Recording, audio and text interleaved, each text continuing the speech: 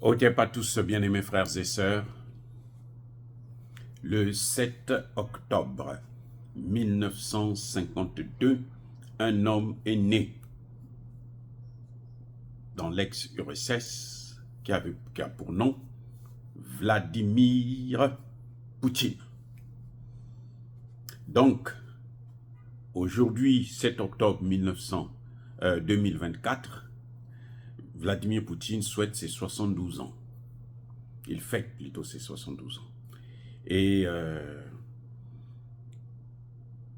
ces 72 ans ont été célébrés par sa population et par ses militaires d'une manière particulière. 1. Les drones. Ils ont mis sur les drones qu'ils ont envoyés aujourd'hui en Ukraine, y compris à Kiev. Ils ont mis sur les drones la photo de Poutine. Ah oui. Sur les missiles, là, il y a la photo de Poutine. 2. Et c'est là encore le plus fort. C'est que dans la capitale ukrainienne, à Kiev, il y avait seulement les photos de Poutine. On a mis sur des murs, on a plaqué un peu partout les photos de Vladimir Poutine à Kiev, en Ukraine. Au lieu de mettre les photos de Zelensky, on a mis les photos de Poutine. Ça dit que Poutine, cette année, a célébré le meilleur anniversaire de sa vie. Et un anniversaire que tout le monde qui a la tête sur l'épaule aurait souhaité avoir. Il est en guerre contre l'Ukraine et ce sont ces photos qu'on trouve dans la capitale ukrainienne, là où Zelensky règne. Les amis, comment pouvez-vous expliquer ça? Il y a deux hypothèses. Soit les Ukrainiens ne sont pas du tout contents de leur président, Zelensky, ils n'en veulent plus. Soit, Poutine doit avoir des informateurs, des espions, des services secrets qui sont, mais alors, bien implantés dans la société ukrainienne. Au point où ils peuvent se permettre de faire tout et rien du tout. De faire tout ce qu'ils veulent. Maintenant, quand on regarde ces deux hypothèses, c'est vrai, je ne vois pas une autre hypothèse. Puisque l'armée ukrainienne russe n'est pas à Kiev. L'armée ukrainienne russe est en train de combattre dans le Donbass. L'armée russe est en train de se rapprocher de Pokrovsk. L'armée russe vient de prendre la ville de Vuhledar. L'armée russe est presque rentrée dans Pokrovsk. L'armée russe est en train d'occuper tout le Donbass. L'armée russe est loin de la ville de Kiev, là où Zelensky est censé régner. Mais quand même, ce sont les photos de Poutine qu'on a mis dans des milieux, dans des endroits publics. Il y a un problème. Quel message sort de cette situation? Qu'est-ce qui sort de cette situation? Quel est le message géopolitique, géostratégique qu'il y a derrière ça? C'est très important de comprendre ces choses. Il y a des messages qui ne trompent pas. Dans les deux cas, imaginez que ce sont les Ukrainiens qui supportent maintenant Poutine parce qu'ils ont vu que Zelensky a perdu la guerre et Zelensky leur a fait perdre beaucoup d'hommes à force de suivre la volonté des Occidentaux. Ils ont compris que l'OTAN a manipulé Zelensky et a sacrifié l'Ukraine. Puisque cette même OTAN ne veut pas donner à l'Ukraine des missiles longue portée pour tirer en profondeur dans la Russie. L'OTAN a trahi. L'OTAN a abandonné l'Ukraine en plein vol. L'Ukraine aujourd'hui est seule Zelensky a beau crier. Donc, la population voit, vous pouvez manipuler dans un pays, vous pouvez manipuler un homme, mais vous ne pouvez pas manipuler toute une population. Une fois, deux fois, mais ça ne peut pas être éternel.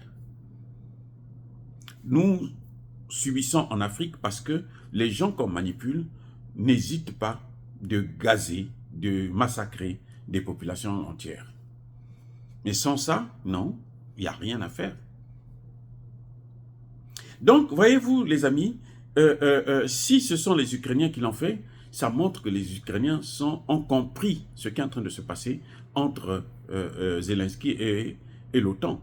Parce que cette guerre que Zelensky est en train de mener, c'est la guerre de l'OTAN. Ce n'est pas la guerre de Zelensky. Ce n'est pas la guerre de l'Ukraine, c'est la guerre de l'OTAN. C'est la guerre des États-Unis. Ce sont eux qui veulent balkaniser la Russie. Donc les populations ont compris que, mais nous avons été trompés. Malheureusement, Zelensky continue à se laisser avoir. Mais en réalité, si c'est quelqu'un qui était intelligent, qui était sérieux, il aurait déjà commencé à négocier ou encore à repartir jouer le piano avec son troisième membre. Ça, c'est dans l'hypothèse où ce sont les Ukrainiens qui l'ont fait.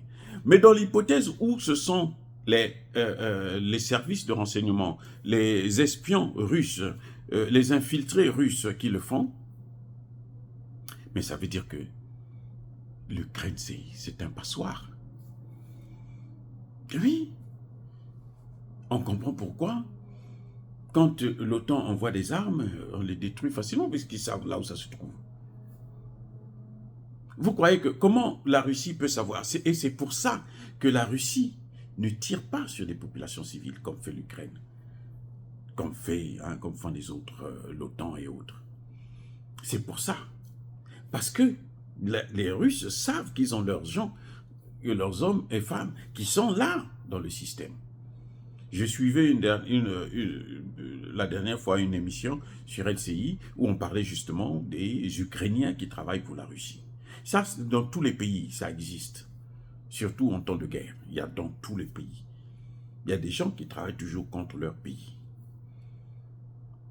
Mais ici, là, si ce sont ces gens-là, si ce sont les Russes qui sont infiltrés dans la communauté ukrainienne, ça veut dire que les Russes, l'Ukraine devrait déjà commencer à négocier parce que l'Ukraine a perdu la guerre depuis très longtemps. Elle a perdu trop de soldats et que maintenant, je crois que la seule chose qui reste à l'Ukraine, c'est de préserver quelques vies humaines et puis de, comment dirais-je, essayer de sauver les meubles par des négociations qui vont aboutir à la perte, bien sûr, du Donbass. Parce qu'à cette allure, si ça continue, les Russes peuvent prendre Kiev à tout moment. Oui, on peut chasser Zelensky, même de la capitale. Les Russes peuvent le faire. Quand on voit une telle réaction, le message qui est en train de venir là, c'est celui-là. Déjà, la population le déteste. Et d'ailleurs, quand Zelensky est venu ici aux États-Unis, son problème, c'était de faire en sorte que les États-Unis puissent le soutenir face à son opposition interne. Il y a des gens qui ne veulent plus, des Ukrainiens, mais surtout les militaires, qui ne veulent plus être sous son commandement parce que il a fait massacrer beaucoup des pauvres Ukrainiens. Voilà ce qui est en train de se passer. Oh, bien-aimés frères et sœurs, dire cela, c'est inciter à la haine ou à la violence. Non, Yaba colère, Yamalem.